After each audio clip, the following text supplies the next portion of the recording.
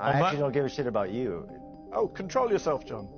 And you've come back and done exactly what they wanted to do. You've done their propaganda for them. Journalists have not been allowed freely into Gaza. That's why every major media organization on planet Earth has said to the Israeli government, you must allow journalists in. The Palestinian journalists who are there have been killed in record numbers. Of course, Piers, you're right. They want to hide what they're doing. That's why they're killing the journalists there and blocking the journalists from coming in. This idea that he's been on the ground. Yeah, I did interview a doctor, a British plastic surgeon, Dr. Tom Patoka. And by the way, he wasn't in the European hospital because the hospital got bombed by Israel. So he was in another hospital, and he talked to me about how he has to treat patients who have maggots in their wounds. He has to treat patients without limbs. He has to treat children.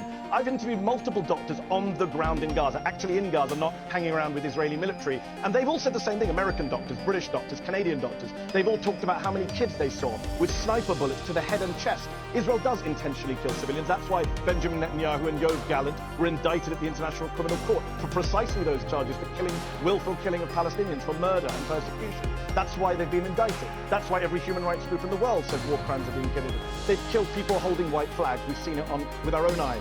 They've bombed buildings without warning with families inside, like the Al Dos family that I often cite in October 2023. They've dropped 2,000-pound bombs on refugee camps full of hundreds of people.